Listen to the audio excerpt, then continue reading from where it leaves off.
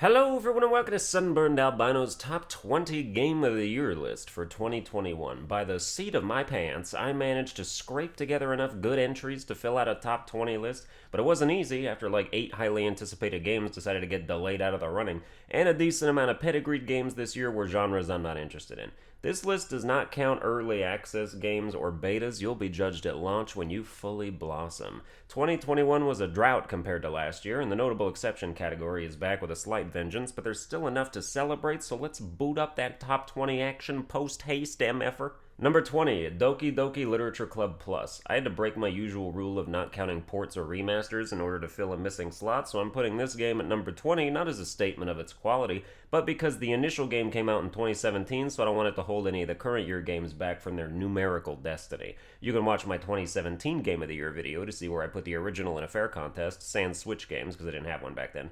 Doki Doki Literature Club Plus is the same story with one extra filler scene per girl, which functions like a filler episode in an anime, but shorter. The main draw for fans of the original will be the extra side stories that unlock, that are self-contained and exist in a world where none of that fucked up shit happened. The side stories are just nice and enjoyable. They really flesh the characters out even more and touch deeper on their insecurities and personal issues, which in turn just make them even more waifu-esque in a caring sense. Like, I'm not that guy, but these girls matter to me. No other game has it like that, not even close. I would defend their honor. I'm like a 3 out of 100 in empathy as a trait, but when they're sad, I'm sad. The ladies of the Literature Club are a special kind of breed. If for some reason you still haven't played this game, you gotta get after it, my man. Also, it's psychological horror. Have fun. Number 19, Monster Crown. Monster Crown is a creature capture game reminiscent of the retro Pokemon days, but the way it carves itself a path all its own is in the monster breeding system. Imagine if every Pokemon could hatch 5 different looking iterations of itself based on who it bred with to create an absolutely staggering amount of hybrids. That's Monster Crown. You will lose days of your life just experimenting with breeding all sorts of different monsters to see what comes out, and a lot of the designs are super cool. The game itself is pretty standard fare with moving from town to town collecting tamer badges and whatnot, although it's a bit grittier in tone, but it's enjoyable, and doing it with a custom team of monsters that you may very well be the only person in the world using makes it all the more special. Plus, with mods, you can design your own monsters if you're a graphic design wizard, and download other players' creations too. It's for sure worth checking out. Number 18, Imposter Factory. Imposter Factory is basically an RPG Maker visual novel. There are some sections where your character's walking around accomplishing tasks, but the vast majority of it is just watching a story play out scenes from the past and present. I kind of wish the whole thing was just a movie because the gameplay feels like you're touring a museum, looking at all the different exhibits and watching each one tell you a piece of the story. I found myself annoyed every time I had to walk to the next thing. I'd have rather just scrolled through text the whole game while watching the scenes unfold without having to move around. But Imposter Factory is all about the narrative, and it tells a pretty good one, an emotional one, about a scientist living her life from the early stages to adulthood, grappling with disease, work, dreams, and love, and the challenges all those things bring. I was pretty much glued to it, and I finished the game in one night. Number 17, Kena Bridge of Spirits. Kena is a terrific graphical showcase and a neat little collectathon with fun bow combat, albeit garbage melee. This game looks great, the story's nice, the atmosphere is serene, and clearing away corruption and collecting little furry bitches is satisfying. When I was about 2 hours in, I remember thinking, wow, this game is amazing. But if you give it enough time, it does start to wear on you a bit, especially the drawbacks of combat. You can mitigate some of that by not playing on hard mode. In fact, I highly recommend it. I went in there thinking I was going to net myself an easy platinum, but hard mode said, suffer, fool, and then I didn't even bother with the subsequently unlocked hardest difficulty. Kena's still worth playing, though. Number 16, Back 4 Blood. I had myself a pretty decent time with Back 4 Blood with friends for a little while, but the lack of an offline single-player campaign was enough to make me fall off it like Humpty Dumpty after an oil bath. They were supposed to add it this month, but I don't know if they did yet or not. Zombie killing has been a video game staple for like 15 years, and the games that do it well are still fun. Number 15, Pokemon Brilliant Diamond. Remakes are fair game, and Pokemon Brilliant Diamond does what we needed it to do. Bring the Sinnoh region to the modern age while ironing out some of its kinks. Some. No more hidden moves is definitely the biggest QOL change, especially for Sinnoh, the fatherland of useless HMs. That and upgrading to the Gen 8 battle system is enough reason to buy this, and if you want the Elite Four to give you a run for your money with their bullshit EV-trained Pokemon. Number 14, Little Nightmares 2. Little Nightmares 2 is Little Nightmares with a 2 at the end. If you played the first game, ready yourself for pretty much exactly the same experience with the sequel in terms of quality, which was good quality to be sure. If you're completely out of the loop, the atmosphere and creepy character designs alone are worth your entrance fee. You won't be scared, but you'll be disturbed. Number 13, Returnal. Didn't crack the top 10, 2021 is redeemed. It's no secret if you're familiar with my channel this year that I have a bit of a personal vendetta against Returnal, because the reason it's triple the price of any other roguelike in history is due to the fact that its roguelike elements are superficially tacked on and make no difference between runs.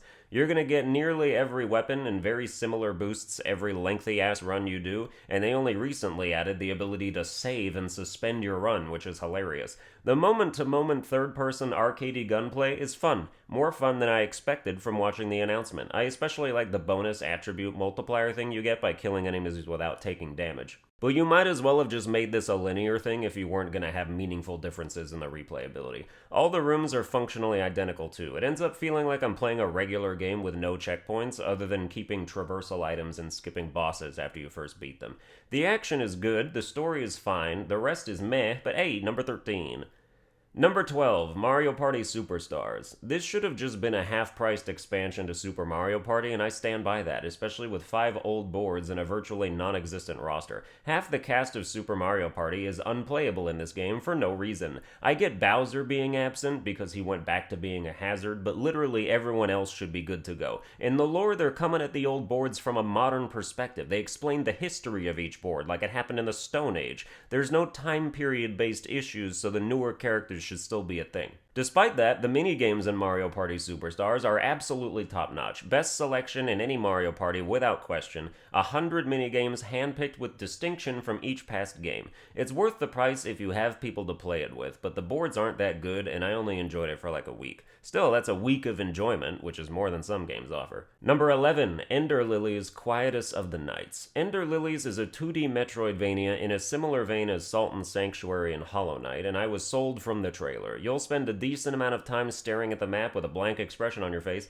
but when you're not doing that, you're engaging in rewarding exploration and varied combat with different active skills. You play as a little girl who can't do shit, but spirit protectors come through and guard her with their abilities, and it functions the same as whatever else. I'm always in a Metroidvania mood. Number 10, It Takes Two. Moving into our top 10, It Takes Two is good, but not like Game of the Year good. Maybe it depends on who you're playing with, but I played different sections of the game with a couple different people, and regardless of the dynamic between us, It Takes Two was just pretty good. Like, the co-op is fun, the levels are well designed, and they introduce plenty of new mechanics, but both the main characters are unlikable, and their daughter's ears are too big for me to get too invested in the narrative of bringing the family back together, whether they succeed or not. The dude is a cringier Chris Pratt, and the British chick is a naggy soul sucker. The gameplay they participate in is fun, but the characters you have to become to facilitate that leave a bad taste in my mouth. Number 9, Crab Game. Crab Game proves that in order for a game to be good, it doesn't need to be anything other than fun.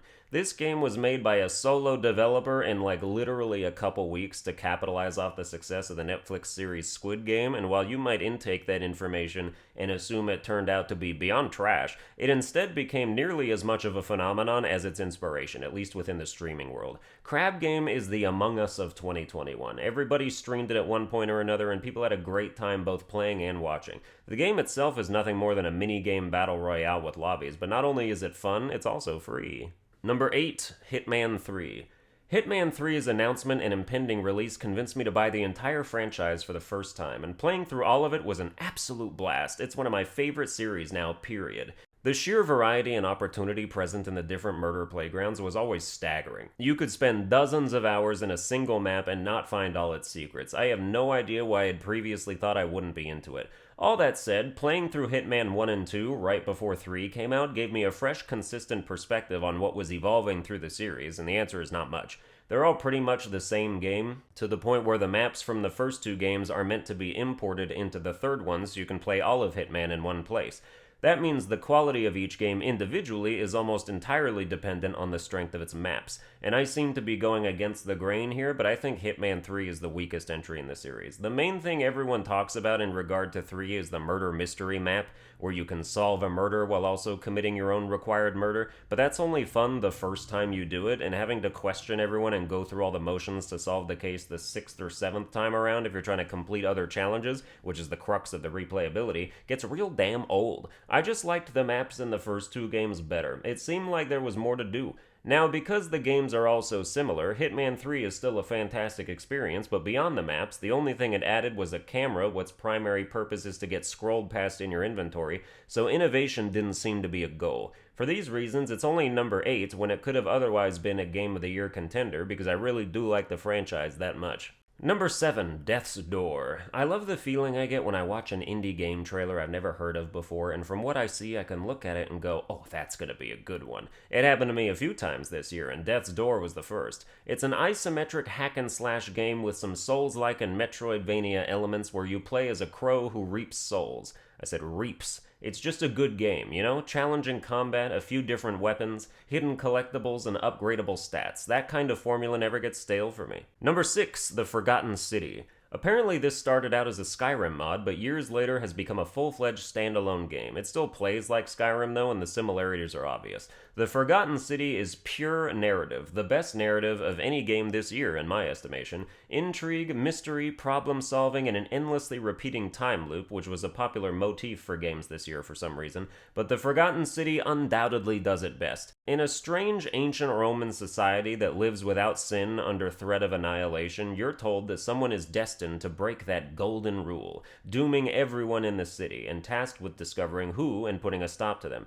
At any point you can enter a portal and start the day over, retaining any gold or items you've acquired, and use this mechanic to solve puzzles or negotiate with citizens. The game ponders deep philosophical quandaries relating to the subject matter, like the essence of morality, selfishness, religion, etc., and is best spoiled as little as possible. Number 5, Deathloop. The most marketed game of 2021, besides Far Cry 6, Deathloop was all over the place prior to release, and wore out its welcome to a lot of people. But once the game launched, it turned out better than I thought it would, and I thought it was going to be pretty good. The gameplay is just a ton of fun. There's not a lot of variety in how you approach the missions, but alternating between stealth stabs and breakneck speed quick-shot headshots is super fluid, and after enough time, you really feel like you dominate the playing field and get a power trip out of it. One of the only games where I think invasions are actually fun. Deathloop is a worthwhile time sink, and it's already gone on sale for like half off before, so it's accessible to pick up. Number 4, Ratchet & Clank Rift Apart. The most graphically impressive and mechanically smooth game of 2021, Ratchet & Clank is near perfection from beginning to end, with the lack of enemy variety being really the only hang-up. I played on the hardest difficulty, and I shouldn't have because you don't end up getting anything for it, but I still had a great time in a game that preserves the quintessential Ratchet & Clank experience. I still think Up Your Arsenal is better for multiple playthroughs, but if you're just going to play a Ratchet & Clank game once and platinum it, this is your best experience. The collectibles are worth getting and give tangible rewards, and Rivet, the female Lombax, is such an immediate cozy fit to the narrative that I wouldn't mind if she starred in her own spin-off series. The only thing that hampers Ratchet & Clank's impact is the fact that it's a Ratchet & Clank game, which means it's short and sweet. But among all these other juggernaut games the industry loves that are built to be played for months, it gets lost in the sauce and you're done with it almost as quickly as it arrived. I beat it in 3 days, got the Platinum Trophy, and never touched it again. Loved it during it, but these kind of games don't leave much of an aftertaste, so that's unfortunately easy to forget them. At least if you play as many other games as I do every year. Number 3, Inscription. Inscription was a lovely surprise I had never heard of before launch, but I watched the trailer and took the plunge and BAM! Immediate deck building satisfaction. There's no question it's the best card game of the year, but it's more than that. It goes in directions you wouldn't expect and becomes an entirely different experience. Inscription isn't just a roguelike. In fact, it sheds that designation like a third of the way through the game and becomes a linear narrative with a clear, definitive ending. Check out my Game Graph review for more details, but I binged this game almost all the way through and couldn't put it down until I had to go to sleep. Number 2, Unsighted. This is the most snubbed game of the year. Not a single nomination at the Game Awards, or even an acknowledgement that it existed, nor have I really seen anyone even talk about it in any capacity at all. Unsighted is a dual-wielding Metroidvania that runs on a ticking clock, continuously counting down to all your robot NPC acquaintances turning mindlessly feral at different junctures. If that sounds incredibly stressful, which it is, you can go in the options and basically negate the clock's existence, which turns the game into a more standard fare upgrade-a-thon with with unique traversal, combat mechanics, and boss fights. There's even an invincibility toggle for game journalists, so it's very accessible. It's just an overall terrific game. Go get it on something. Number 1, Resident Evil Village. My game of the year for 2021 is Resident Evil Village. I don't often replay single-player games that don't have Kingdom Hearts or Fire Emblem in the title, but Resident Evil Village's New Game Plus content is worth at least 2 more retreads to unlock new guns and infinite ammo and stuff, which make an already satisfyingly fun game a blast and a half. People have knocked it for not being the scariest game out there and more action-oriented, but I really don't care at all. I might even prefer it if it leads to the kind of completionist map exploration and money upgrade scrounging going on here. It's arcadey and rewarding while still at least having a mild veneer of horror and intrigue covering the experience. Resident Evil Village owns. So that's the list done, but the video sure ain't over, so don't go anywhere. I know everyone's gonna have their few games come to mind where they're like, how did you not put this on the list? And the typical answer is I didn't play it, either because I wasn't interested or I didn't have time. I can quickly explain a few I think I might hear about the most, though. I was excited for Forza Horizon 5, but I didn't have anyone to enjoy it with, so I played it for like an hour on Game Pass and said sayonara. I wanted to get Lost Judgment, but that would have been 100 hours of my life down the drain to fully experience that shit, so I had to put that time elsewhere. I also didn't play enough Scarlet Nexus, did like 4 hours, enjoyed it, but had some issues too, wasn't high on my priority list. I'm not a Monster Hunter or Tales or Psychonauts guy, and that's all I can think of. Now let's take a look at our notable exception category, which are a couple games I did play that other people might have considered for their Game of the Year lists that I am fully against, presented in no order. Number 1, Mario Golf Super Rush. Alright, maybe that's a reach, I don't know who likes this game that much, but I still wanted to shit on it because in typical Ensemble Cast Mario game fashion, they neutered the list of playable characters for absolutely no reason. Nintendo loves to release a game like this with dozens of already fully programmed characters you meet in the campaign that are unplayable at the start because they want to trickle them into the roster over months to futilely extend the game's already non-existent lifespan.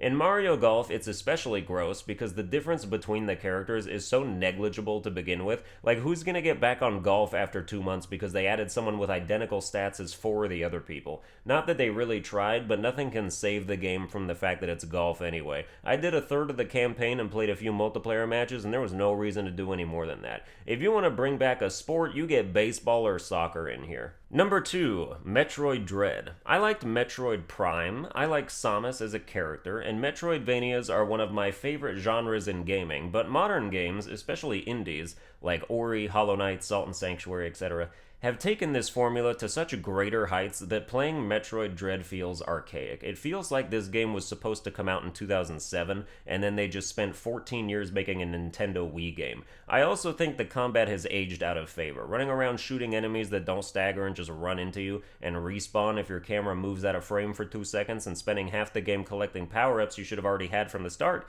these are mechanical relics from a bygone era. If you like the story, that's cool. I don't have an issue with that. And I did like some of the bosses.